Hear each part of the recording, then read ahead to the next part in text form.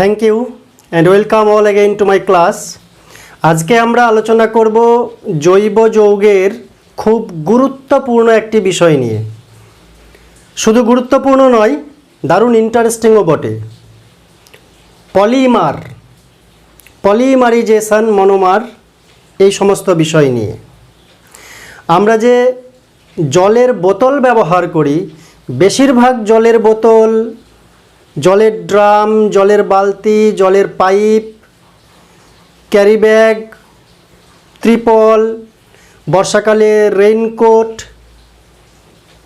বা বিভিন্ন প্লাস্টিকের খেলনা, এগুলো আসলে কি দিয়ে তৈরি বলো তো? এই বিষয়গুলি, এই পদার্থগুলি আসলে তৈরি গ্যাসীয় পদার্থ থেকে, জৈব গ্যাসীয় পদার্থ দিয়ে এগুলো তৈরি। ক্যারি ব্যাগ, প্লাস্টিক, জলের পাইপ, রেইনকোট, বালতি, এই সমস্ত বিষয়গুলি গ্যাসীয় পদার্থ দিয়ে তৈরি, জৈব গ্যাসীয় পদার্থ। যেমন ইথিলিন, ভিনাইল ক্লোরাইড, কার্বন টেট্রাফ্লোরাইড, এই সমস্ত জৈব গ্যাস দিয়ে এই প্লাস্টিক জাতীয়, পিভিসি জাতীয়, টেফলন জাতীয় পদার্থগুলি তৈরি। আমরা আলোচনা করব যে জৈব গ্যাসের সরল অণু বহু সংখ্যক, এই জৈব গ্যাসগুলির সরল ছোট অণু যখন বহু সংখ্যক একসঙ্গে যুক্ত হয় বিশেষ শর্তে, চাপ, উষ্ণতা, অনুঘটক এদের উপস্থিতিতে, তখন দীর্ঘাকার বড় জটিল অণুতে রূপান্তরিত হয়ে এই পদার্থগুলি উৎপন্ন করে। আমরা আলোচনা করব, আর এই পদ্ধতিকে বলা হয় পলিমারাইজেশন। পলিমারাইজেশন কি?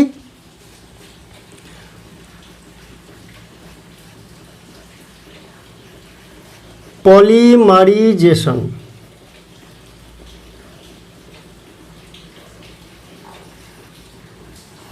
সংক্ষেপে সরল ক্ষুদ্র জৈব অণু অনেকগুলি একসঙ্গে যুক্ত হলে যে বড় জটিল অণু উৎপন্ন করে, সেই বিক্রিয়াকে বলে পলিমারাইজেশন।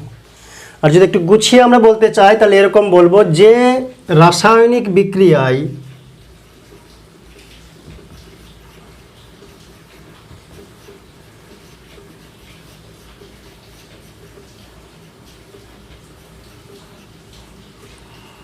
বহু সংখ্যক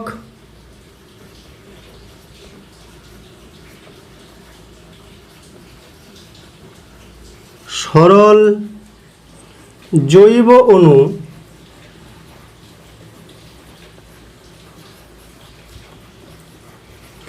উপযুক্ত চাপে, উষ্ণতায় বা অনুঘটকের প্রভাবে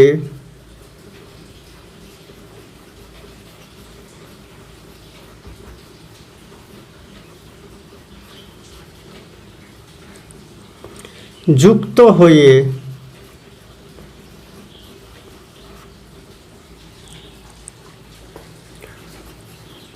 আণবিক গুরুত্ব বেড়ে যাবে, তাই উচ্চ আণবিক গুরুত্ব,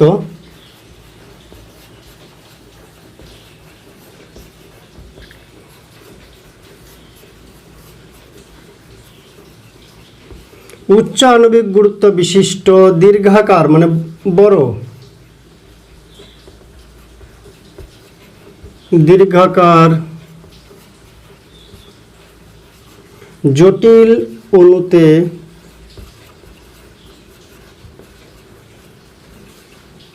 রূপান্তরিত হয় বা পরিণত হয় তাকে পলিমারাইজেশন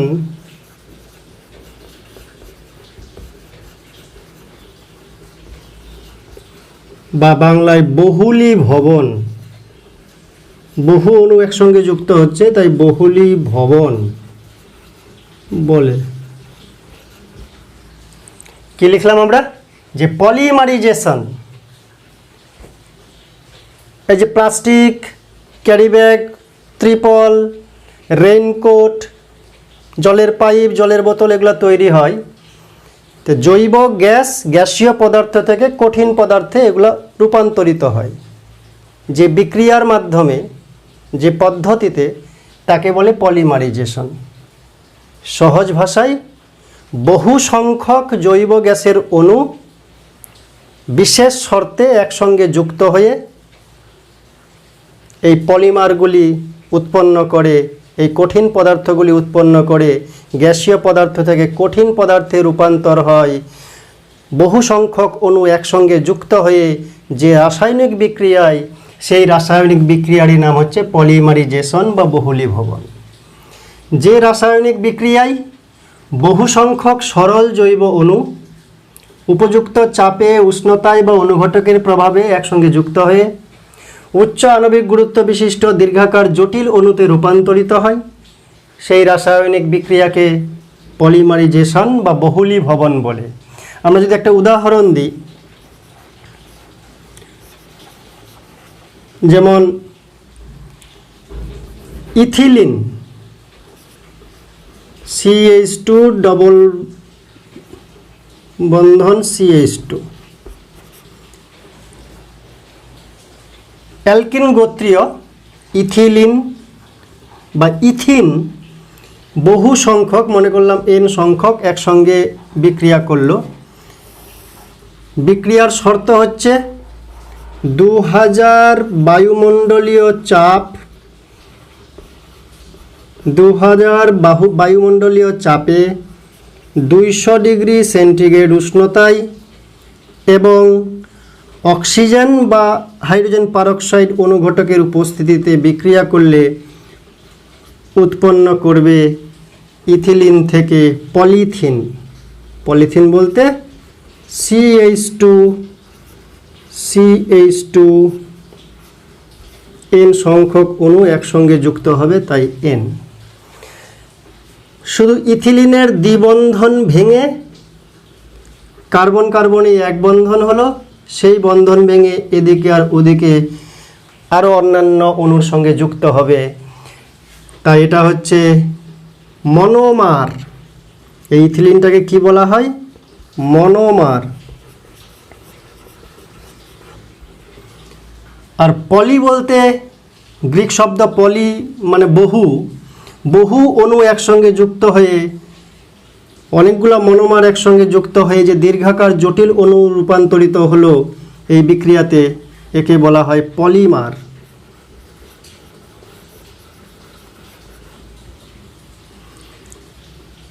এই মনোমার যে ইথিলিন, এগুলো ছিল গ্যাসীয়,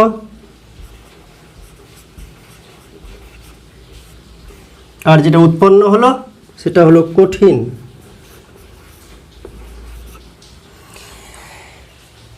এই পলিমারাইজেশন বিক্রিয়ায় যে দীর্ঘাকার জটিল জৈব অণু তৈরি হলো, সেই অণুকে বলা হয় পলিমার।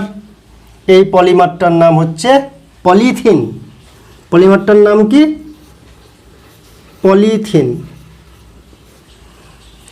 আর এখানে যে সরল ক্ষুদ্র অণুগুলি বিক্রিয়ায় অংশগ্রহণ করলো, মনোমারগুলি, এই মনোমারটার নাম কি? ইথিলিন। আমরা জানি ইথিলিন এর ইউপ্যাক নাম হচ্ছে ইথিন। অ্যালকিন জাতীয় জৈব যৌগ। পার্থক্য কি? এখানকার দ্বিবন্ধন ভেঙে গিয়ে এক বন্ধনের যৌগ উৎপন্ন করবে, আর যে বন্ধনী ভেঙে গেল সেই বন্ধনীতে অন্যান্য অণুগুলি একসঙ্গে যুক্ত হয়ে দীর্ঘাকার উচ্চ আণবিক গুরুত্ব বিশিষ্ট যে অণু উৎপন্ন হলো সেটি হচ্ছে পলিমার। অর্থাৎ পলিমারাইজেশন বিক্রিয়ায় যে দীর্ঘাকার অণু উৎপন্ন হয় তাকে বলে পলিমার। আর পলিমার উৎপন্ন হয় যে ক্ষুদ্র সরল জৈব অণু থেকে, সেই ক্ষুদ্র সরল ছোট অণুগুলিকে বলা হচ্ছে মনোমার। এখানে মনোমারটির নাম হচ্ছে আসলে ইথিলিন। আর ইথিলিন পলিমারাইজেশন বিক্রিয়ার মাধ্যমে উৎপন্ন করলো পলিথিন। আমাদের মনে রাখতে হবে যে এই গ্যাসীয় পদার্থ কঠিন পদার্থে রূপান্তরিত হয়েছে পলিমারাইজেশন বিক্রিয়ার মাধ্যমে। এবং এখানে ধর্ম সম্পূর্ণ পাল্টে গেছে, ধর্ম পুরোপুরি পাল্টে গেছে। তাই গ্যাসীয় পদার্থ থেকে কঠিন পদার্থ উৎপন্ন হয়েছে এবং সেই কঠিন পদার্থকে কাজে লাগিয়ে জলের বোতল, জলের ড্রাম, জলের পাইপ, তাছাড়া ক্যারি ব্যাগ, পলিথিন, ত্রিপল এগুলো উৎপন্ন হয়। আমাদের জানতে হবে যে গ্রিক শব্দ পলি, এই পলি শব্দের অর্থ হচ্ছে অনেক বা বহু। পলি মানে হচ্ছে বহু, আর মনো মানে হচ্ছে এক। মনো শব্দের অর্থ এক, পলি শব্দের অর্থ হচ্ছে বহু। আমরা কয়েকটি পলিমার নিয়ে প্রথমে আলোচনা করব। আমরা নাম শুনেছি পিভিসি, পলিথিন, টেফলন। এই সমস্ত পলিমার কি দিয়ে তৈরি হয়, মানে এদের মনোমার কি, এদের ব্যবহার কি, এই সমস্ত বিষয় নিয়ে আমরা প্রথমে আলোচনা করব। একটা চার্টের মাধ্যমে করি, তাহলে সহজে মনে রাখা সুবিধা হবে।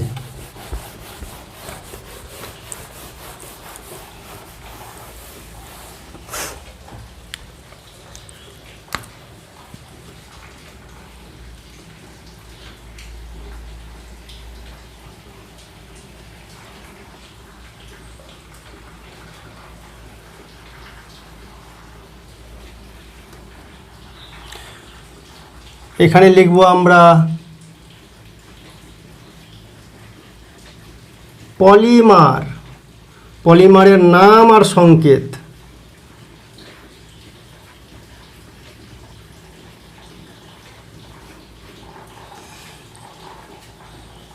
এইটা একটা ঘর করলাম। এরপরে লিখব আমরা মনোমার। কোন মনোমার দিয়ে এই পলিমারগুলি তৈরি? মনোমার, মনোমারের নাম কি আর সংকেত কি, একই রকম। তারপরে এগুলো আমরা কি কাজে মূলত ব্যবহার করি, সেই ব্যবহার।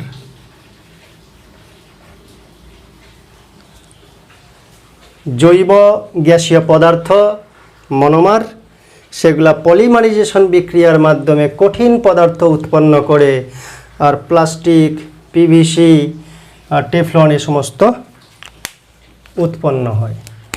আমরা প্রথমেই যেটা জানবো 1 নম্বর, সেটা হচ্ছে পলিথিন।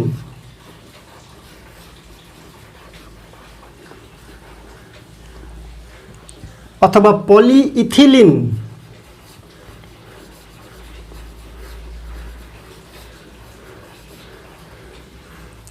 পলিথিন কি থেকে তৈরি হয়?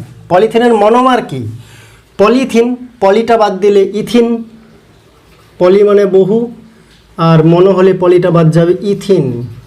এর মনোমার নাম হচ্ছে ইথিন। ইউপ্যাক নাম, চলতি নাম হচ্ছে ইথিলিন।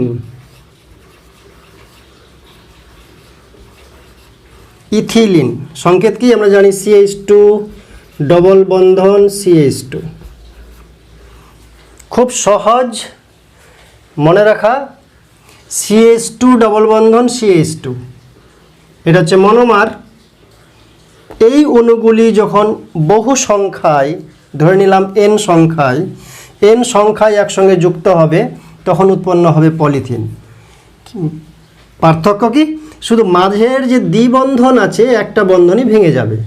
অর্থাৎ CH2 দুই বন্ধনী থেকে এক বন্ধনী হবে CH2।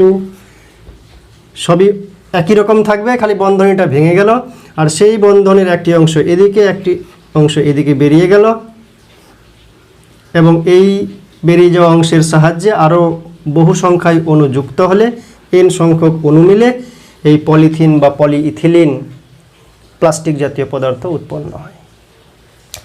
তাহলে মনোমার ইথিন বা ইথিলিন, অ্যালকিন গোত্রীয় CH2, ইথ মানে দুইটা কার্বন আছে, সেগুলা মাঝের বন্ধনীটা ভেঙে গিয়ে, সেই বন্ধনী ভেঙে গিয়ে অন্যান্য অণুকে একসঙ্গে যুক্ত করে বহু সংখ্যক অণু মিলে উৎপন্ন করে পলিথিন বা পলিইথিলিন। মনে রাখার উপায় কি? দুই বন্ধনটা ভেঙে এক বন্ধন হবে, এখানে যা ছিল CH2 একই রকম।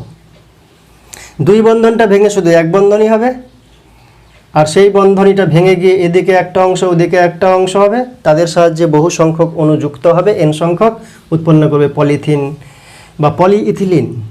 এটা গ্যাসীয় পদার্থ, এটা কঠিন পদার্থ। কি কি কাজে লাগে? পলিথিন লিখে না কেন বাবা?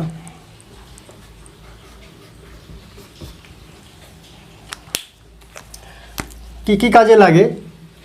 1 নাম্বার, জলের বোতল, যেগুলো প্লাস্টিকের জলের বোতল ব্যবহার করি, জলের বোতল,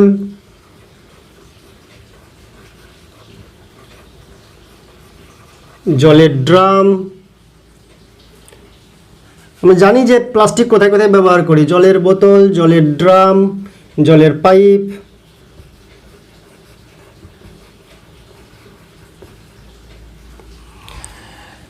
জলের বোতল, জলের ড্রাম, জলের পাইপটা এখানে না লিখে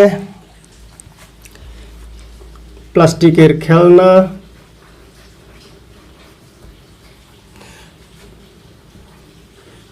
খেলনা বা জলের পাইপও লেখা যাবে, নল।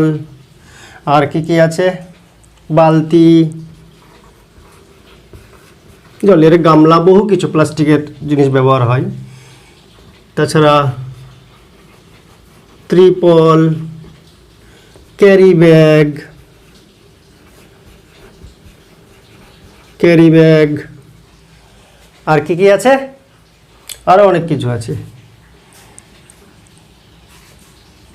জলের বোতল লিখলাম, জলের ড্রাম, খেলনা, নল, বালতি, ত্রিপল, ক্যারি ব্যাগ।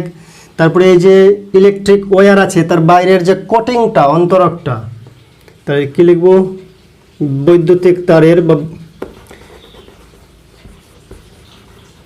বৈদ্যুতিক তারের অন্তরক ইত্যাদি অনেক কিছু আছে, যা যা দেখতে পাই বাড়ির চারপাশে ইত্যাদি প্রস্তুতিতে বা তৈরি করতে।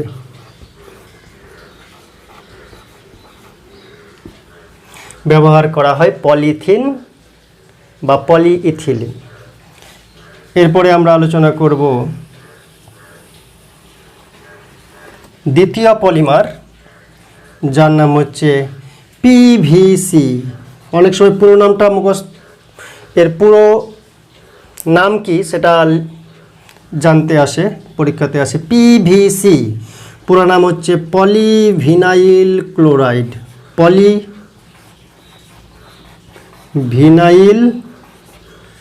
ক্লোরাইড।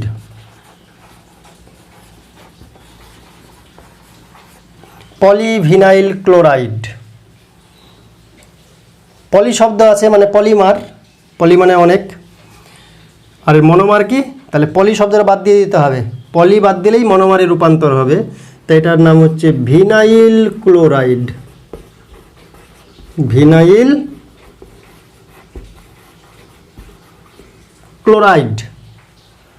আর সংকেত মুখস্থ রাখার প্রয়োজন নেই, এখান থেকেই চলে আসবে। এই যে সংকেতটা আছে মনোমার ইথিলিন, এই সংকেতটাই একটা হাইড্রোজেন পরিবর্তিত হয়ে ক্লোরিনে রূপান্তর হবে। অর্থাৎ CH2 যেমন ছিল তেমনি ডবল বন্ধনই থাকলো, CH2 CH2 টু লিখবো না, একটা হাইড্রোজেন লিখব, একটা হাইড্রোজেন পরিবর্তিত হয়ে ক্লোরিন, হাইড্রোজেনের প্রতিস্থাপিত হয়ে ক্লোরিন এখানে এসে বসবে।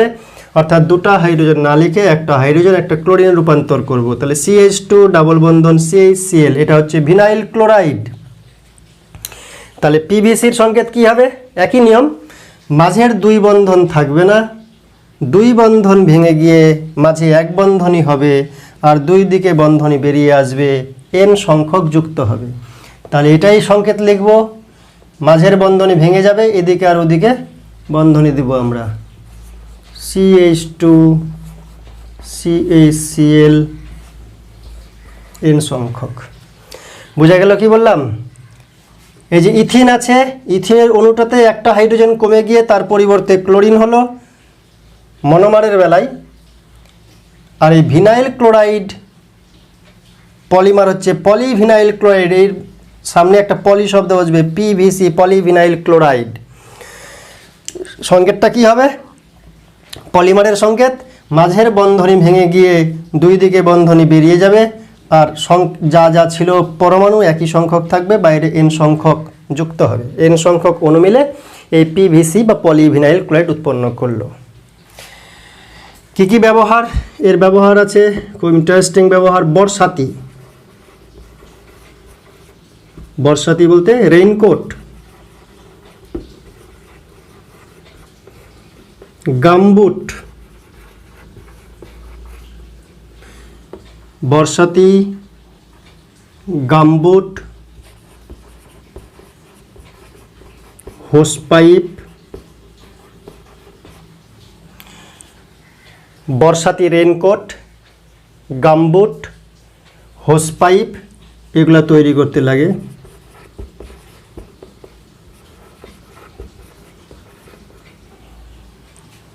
তাছাড়া চপ্পল আছে, আরও আছে একটা চপ্পল।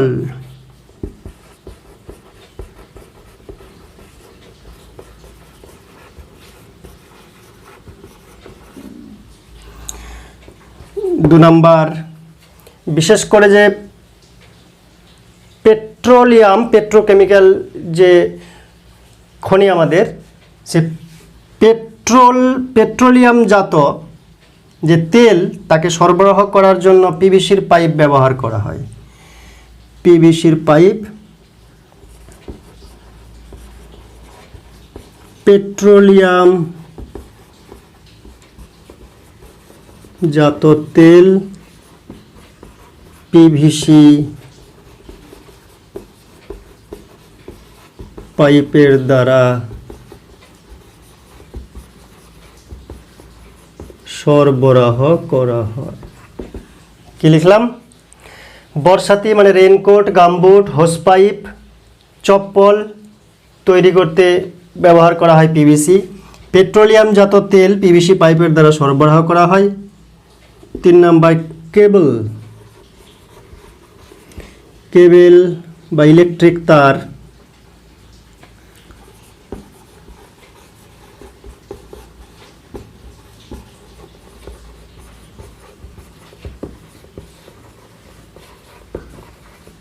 ইলেকট্রিক তারের যে অন্তরক সেগুলো তৈরিতে লাগে।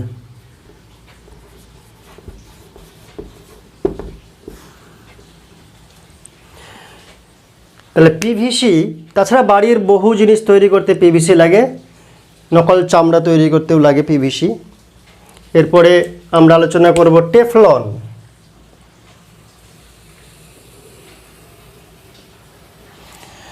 এরপরে কি আলোচনা করব? তার নাম হচ্ছে টেফলন। এর মনোমার কি?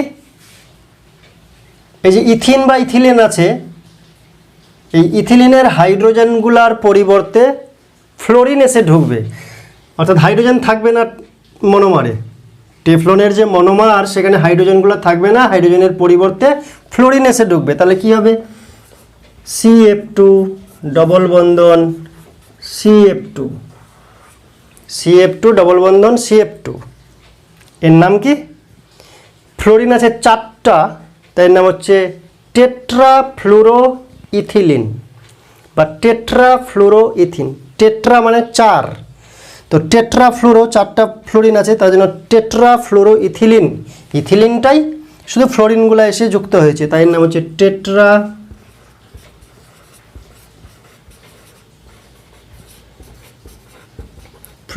ইথিলিন বা ইথিন বললেও হবে, টেট্রাফ্লুরো ইথিলিন। আর টেফলন, টেফলন বা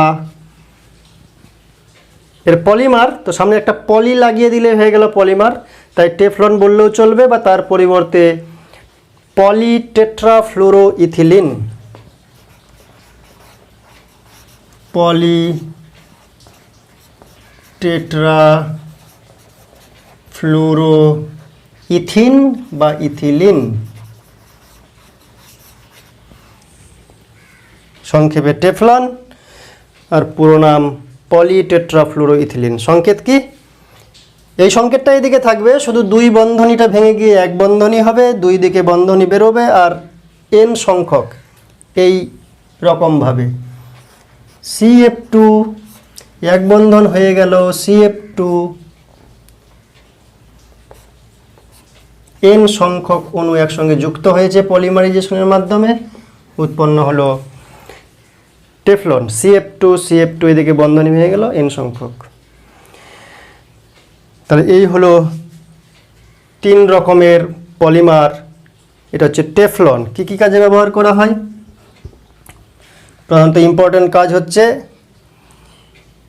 যে নন স্টিক ফ্রাইং প্যান হিসাবে রান্নাবান্নার কাজে ব্যবহার করা হয়। রান্নার বাসন নন স্টিক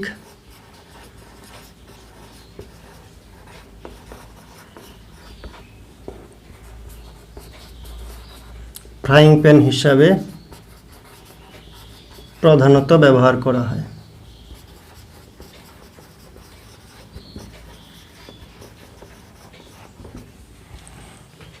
প্রধান ব্যবহার হচ্ছে যে রান্নার নন স্টিক ফ্রাইং প্যান হিসাবে ব্যবহার করা হয়। সেটা কি জিনিস?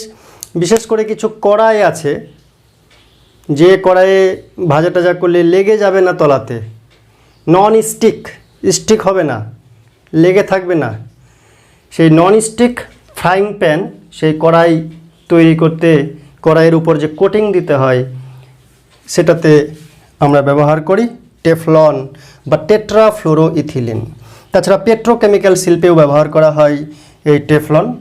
তাহলে আমরা জানলাম পলিথিন মনোমার হচ্ছে ইথিন, CH2 ডাবল বন্ধন CH2, আর পলিথিনের সংকেত ডাবল বন্ধনী ভেঙে একটা বন্ধনী, এদিকে দুই দিকে দুইটা দাগ বেরিয়ে গেল, n সংখ্যক যুক্ত হলো, পলি সংখ্যক, বহু সংখ্যক। কী কাজে লাগে? জলের বোতল, জলের ড্রাম, খেলনা, নল, বালতি, ত্রিপল, ক্যারিব্যাগ, বৈদ্যুতিক তারের অন্তরক ইত্যাদি তৈরি করতে লাগে পলিথিন। PVC পুরো নাম পলিভিনাইল ক্লোরাইড। কি থেকে তৈরি হয়? মনোমারের নাম কি? পলিটা বাদ দাও, মনোমার হয়ে গেল। তাহলে পলিভিনাইল ক্লোরাইডের পলি বাদ দিলে মনোমার হবে, নাম হবে ভিনাইল ক্লোরাইড। সংকেত কি? যেটা উপরে ছিল ইথিলিন, সেটাই হাইড্রোজেন একটা কমে গিয়ে তার পরিবর্তে ক্লোরিন ঢুকবে, তাই CH2 ডাবল বন্ধন CHCl। পলিমার কি? এটাই এখানে বসবে, শুধু মাঝের বন্ধনীটা থাকবে না, একটা বন্ধনী কমে যাবে, মাঝের বন্ধনী, সেটা কমে গিয়ে দুই দিকে বেরিয়ে যাবে অন্য অণুকে যুক্ত করার জন্য। n সংখ্যক যুক্ত হলে PVC উৎপন্ন হবে। বিশেষ করে রেইনকোট, গামবুট, হোস পাইপ, চপ্পল তৈরি করতে লাগে। পেট্রোলিয়ামজাত তেল PVC পাইপের দ্বারা সরবরাহ করা হয়, কারণ ক্ষয়হীন হয়, PVC পাইপ টেকসই বেশি হয়, সহজে বিক্রিয়া করে না। তাছাড়া কেবেলের ওয়্যার, ইলেকট্রিক ওয়্যারের যে অন্তরক, সেগুলো তৈরি করতে লাগে PVC। এরপরে টেফলনটা কি? এই যে ইথিলিন আছে, এই মনোমারটাই এখানে বসবে, শুধু হাইড্রোজেন প্রতিস্থাপিত হয়ে হাইড্রোজেনগুলো পাল্টে তার পরিবর্তে কী হবে? ফ্লোরিন। 4টা হাইড্রোজেন আছে, 4টা হাইড্রোজেন পাল্টে হবে 4টা ফ্লোরিন। তো এটা হচ্ছে 4টা ফ্লোরিন আছে, তাই টেট্রা মানে 4, টেট্রাফ্লোরোইথিন বা টেট্রাফ্লোরোইথিলিন মনোমারের নাম। পলিমার কি? পলিমারের নাম হচ্ছে টেফলন। রাসায়নিক সংকেত কি? মাঝের দ্বিবন্ধনীটা ভেঙে এক বন্ধনী হবে, একই যা আছে এখানে তাই হবে, 2টা কার্বন 4টা ফ্লোরিন, এখানেও তাই থাকবে, কিন্তু মাঝের বন্ধনী 2টা ছিল, ওটা এক বন্ধনীতে পরিণত হয়ে যাবে, একটা বন্ধনীকে ভেঙে দুই দিকে বেরিয়ে যাবে, n সংখ্যক অনুযুক্ত হলে টেফলন উৎপন্ন করবে। কী কাজে লাগে? প্রধানত রান্নার বাসন, ননস্টিক যে কড়াই, ফ্রাইং প্যান, সেগুলো তৈরি করতে টেফলন লাগে। যে সমস্ত পলিমার নিয়ে আমরা আলোচনা করলাম, যে পলিথিন, টেফলন, PVC, এই সমস্ত পলিমার ব্যবহারের বিশেষ কিছু অসুবিধা রয়েছে। প্রথম এবং প্রধান অসুবিধা হলো যে এই পলিমারগুলা নন বায়োডিগ্রেডেবল, জৈব অভঙ্গুর। অর্থাৎ পলিথিন, টেফলন, PVC এগুলা দীর্ঘদিন ধরে যদি পড়ে থাকে, যেখানে সেখানে ফেলে দেওয়া যায়, তো দীর্ঘদিন ধরে পড়ে থাকলেও এরা অবিকৃত অবস্থায় পচে না, গলে পচে যায় না, মাটির সঙ্গে মিশে যায় না, প্রাকৃতিক পরিবেশে মিশে যায় না, এরা দীর্ঘদিন ধরে অবিকৃত অবস্থায় থাকে। প্রাকৃতিক যে বিয়োজক, ব্যাকটেরিয়া, ছত্রাক, এদের দ্বারা এই পলিথিন, পিভিসি এবং টেফলন বিয়োজিত হয় না, বিশ্লিষ্ট হয় না, মাটির সঙ্গে মিলেমিশে একাকার হয় না। এরা অবিকৃত অবস্থায় দীর্ঘদিন যাবৎ থেকে যায়। এদেরকে বলা হয় নন বায়োডিগ্রেডেবল। কি বলা হয়? Non biodegradable.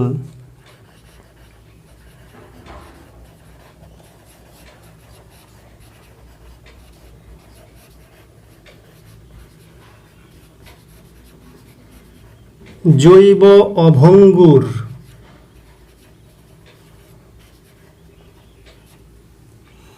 নন বায়োডিগ্রেডেবল বা জৈব অভঙ্গুর, অর্থাৎ এই সমস্ত পলিমার, অভঙ্গুর পলিমার লিখে দেওয়া হলো, পলিমার। কোনগুলা? পলিথিন, যেগুলো আলোচনা করলাম, পলিথিন, পিভিসি, টেফলন,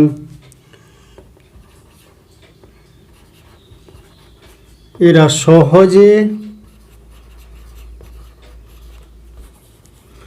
পচে গলে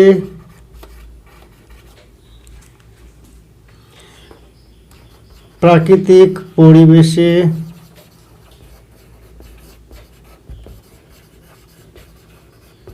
মিশে যায় না। পলিথিন, পিভিসি, টেফলন এরা সহজে পচে গলে প্রাকৃতিক পরিবেশে মিশে যায় না, অর্থাৎ বিয়োজক দ্বারা, বিয়োজক বলতে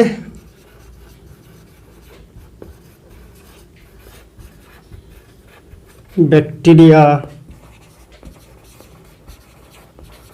ছত্রাক ইত্যাদি দ্বারা বিয়োজিত বা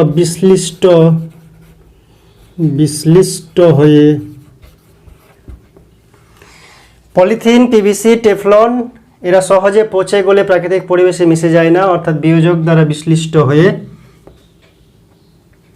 বিনষ্ট হয় না।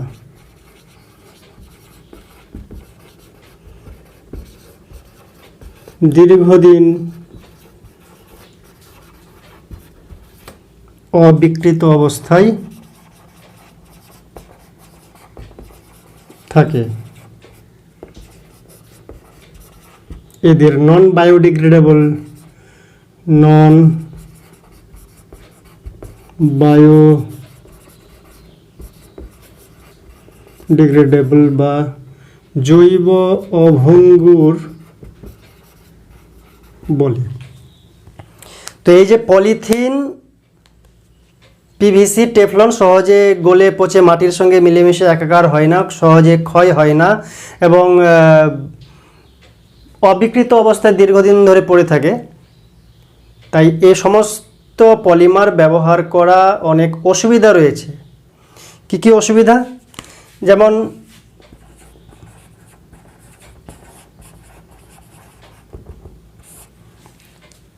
যে জমি জমাতে এগুলা যদি ফেলে দেওয়া যায়, তাহলে দীর্ঘদিন অবিকৃত থাকলে চাষবাসের অনুপযোগী হয়ে যাবে, উর্বরতা হারিয়ে যাবে জমি জমা। অর্থাৎ লেখা যায়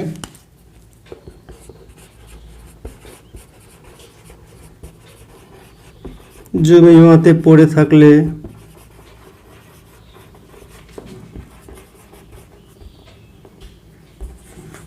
কি হবে? চাষের অনুপযোগী, অনুর্বর,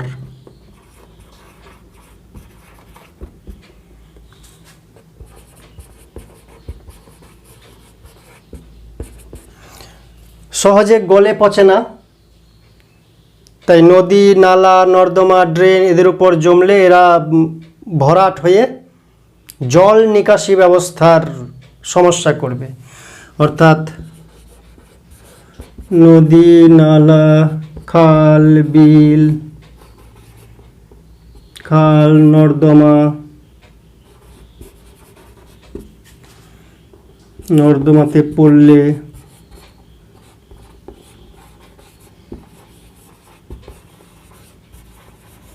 ভরাট করে জল নিকাশি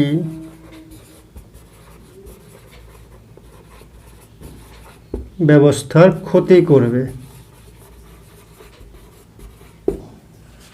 শুধু তাই নয়, জলবায়ুর বিক্রিয়াতে দীর্ঘদিন পর এরা কিছু পরিবেশ দূষণ ঘটানোর মতো গ্যাস উৎপন্ন করে বা জ্বালিয়ে পুড়িয়ে দিলেও পরিবেশ দূষণ ঘটায়, বায়ু দূষণ ঘটায়। তাই জলবায়ুর ক্রিয়ায়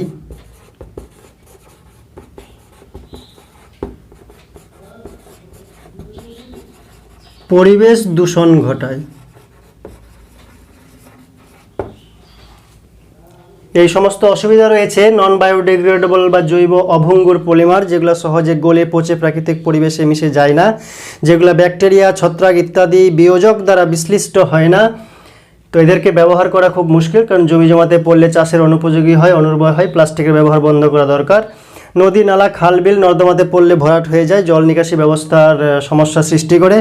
আর জলবায়ুর ক্রিয়ায় পরিবেশ দূষণ ঘটায়, বিভিন্ন গ্যাস উৎপন্ন করে, জ্বালিয়ে পুড়িয়ে দিলেও সমস্যা। এই সমস্ত প্রবলেম রয়েছে। তাহলে উপায় কি, প্রতিকার কি?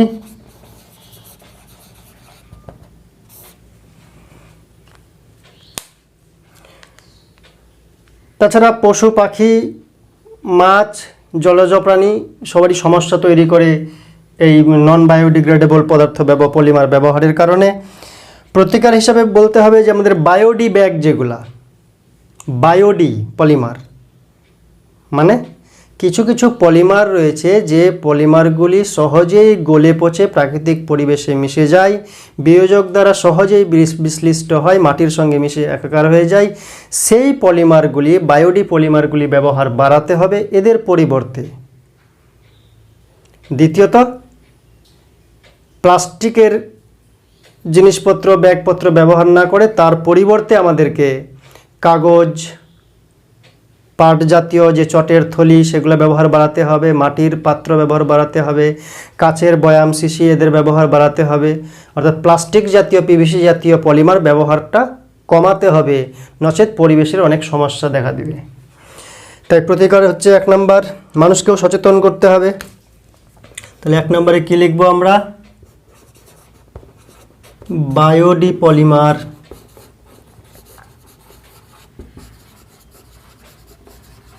ব্যবহার বাড়াতে হবে। তো বাড়াতে হবে, তো বাড়ায় না কেন? কারণ বায়োডি পলিমার তৈরি করতে খরচ বেশি, পয়সা বেশি লাগে, সেজন্য বায়োডি পলিমার ব্যবহার বাড়ানোর সমস্যা রয়েছে। তবু পরিবেশ বাঁচাতে আমাদের ব্যবহার করতে হবে। তাছাড়া কাগজ, চট বা চটের ব্যাগ, মাটির পাত্র,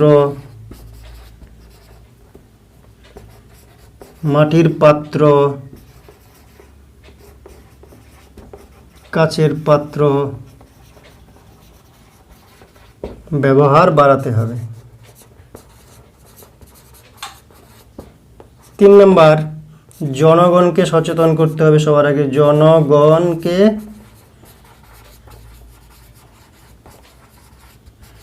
সচেতন করতে হবে।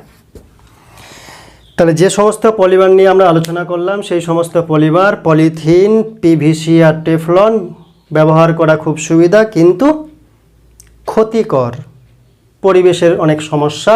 কারণ এরা বায়োডিগ্রেডেবল না, এরা সহজে মিশে যায় না, পচে গলে পরিবেশে মিশে যায় না, তাই এদেরকে ব্যবহার করা সমস্যা। জমি জমাতে পড়ে থাকলে চাষের অনুপযোগী, অনুর্বর করে। নদী, নালা, খাল, বিল, নর্দমাতে পড়লে ভরাট হয়ে জল নিকাশি ব্যবস্থার ক্ষতি করে। তারা জলজ প্রাণীরও প্রচুর ক্ষতি করে। আমরা অনেক সময় টিভিতে দেখে থাকবো যে পেট থেকে বেরোচ্ছে এই সমস্ত প্লাস্টিক জাতীয় পদার্থ। জলবায়ুর ক্রিয়ায় পরিবেশ দূষণ ঘটায়। প্রতিকার কি? এদের পরিবর্তে বায়োডি ব্যাগের ব্যবহার, পলিমারের ব্যবহার বাড়াতে হবে। আর কাগজ,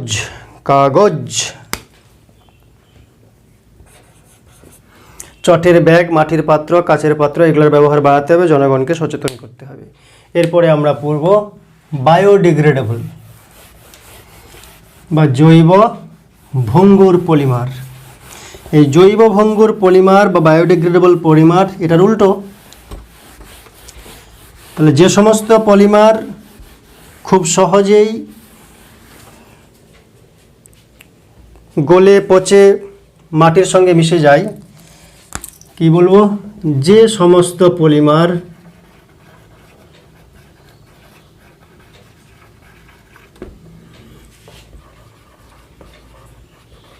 খুব সহজেই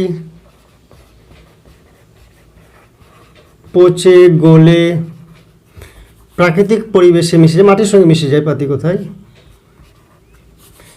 পচে গলে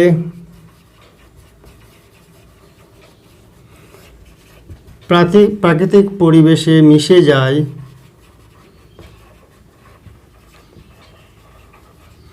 অর্থাৎ বিয়োজক দ্বারা,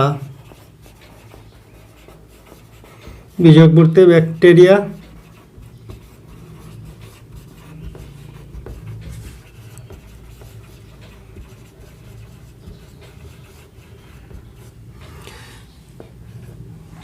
বিয়োজক দ্বারা বিয়োজিত হয়ে কি হলে কি হবে, সরল অণুতে রূপান্তর হবে। সরল অজৈব অণু, কার্বন ডাই অক্সাইড, জল, এই সমস্ত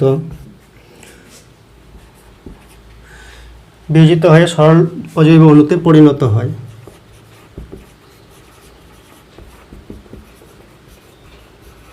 তাদের বলে কি বলে, বায়োডিগ্রেডেবল বা জৈব ভঙ্গুর পলিমার বলে। উদাহরণ কি,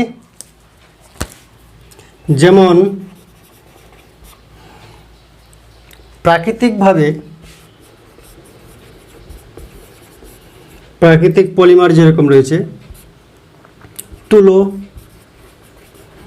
পাট, কাঠ, কাগজ বলতে সেলুলোজ, তাছাড়া রয়েছে কার্বোহাইড্রেট,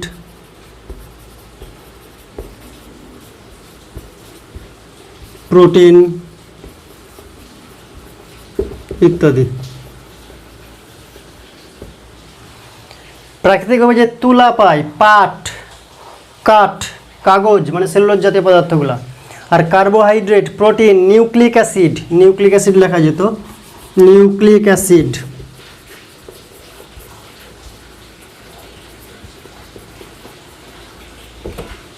ইত্যাদি হচ্ছে প্রাকৃতিক জৈব ভঙ্গুর পলিমার বা বায়োডিগ্রেডেবল। আর কিছু রয়েছে কৃত্রিম বায়োডিগ্রেডেবল পলিমার, বায়োডি যাদের বলা হচ্ছে।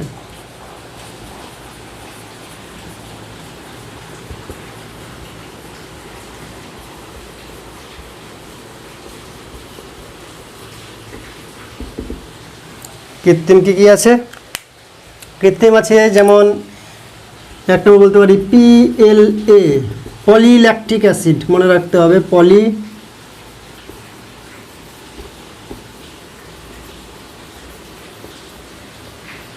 Polylactic acid. 2 নম্বর হচ্ছে পলিহাইড্রক্সিবিউটারেট,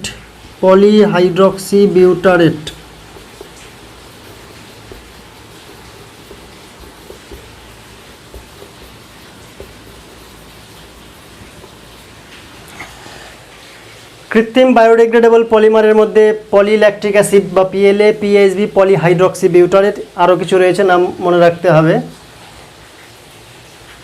স্টার্চ জাতীয় পদার্থ মিক্সচার করে এগুলো তৈরি করা হয়। এই কৃত্রিম বায়োডিগ্রেডেবল পলিমারকে বলা হয় বায়োডি। কী কাজে লাগে? দারুণ কাজে লাগে।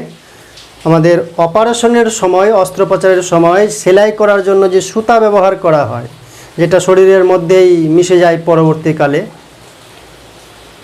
তো এই অস্ত্রোপচারের সময়, অপারেশনের সময় বায়োডি পলিমারের সুতো ব্যবহার করা হয়। তাছাড়া ক্যাপসুলের যে মোড়ক আছে, ক্যাপসুলের যে বাইরের কভারটা, সেটা বায়োডি পলিমার দিয়ে তৈরি করা হয়। তাছাড়া কৃত্রিম যে অস্থিসন্ধি, হাঁটুর যে জয়েন্টগুলা, হাঁটু বা কোনো যে জয়েন্টগুলা, সেগুলো এই বায়োডি পলিমার দিয়ে তৈরি করা হয়। তাহলে ব্যবহার কি হবে?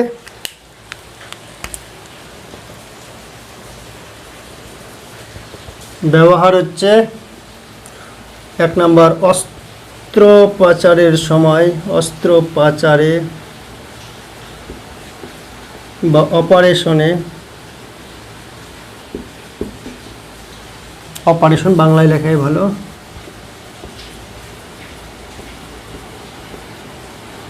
অপারেশনে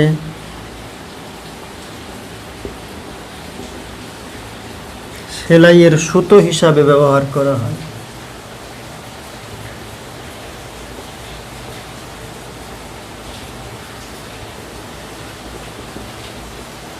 আর 2 নাম্বার হচ্ছে ক্যাপসুলের মোড়ক,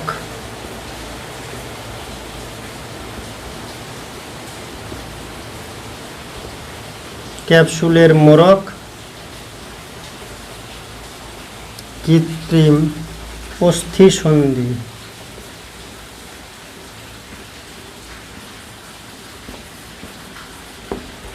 তৈরিতে ব্যবহার করা হয়। তো বায়োডিগ্রেডেবল পলিমার এর ব্যবহারটা আমাদের বাড়াতে হবে ধীরে ধীরে। আর নন বায়োডিগ্রেডেবল বা অভঙ্গুর যেগুলো সহজে মাটির সঙ্গে মিশবে না, প্রকৃতির সঙ্গে মিশবে না, অবিকৃত অবস্থায় দীর্ঘদিন থেকে যাবে, সেই নন বায়োডিগ্রেডেবল পলিমার যাদেরকে নিয়ে আমরা আলোচনা করলাম, প্লাস্টিক মানে পলিথিন, পিভিসি, টেফলন, এদের ব্যবহারটা কমাতে হবে, তার পরিবর্তে এগুলোর ব্যবহার বাড়াতে হবে। Thank you.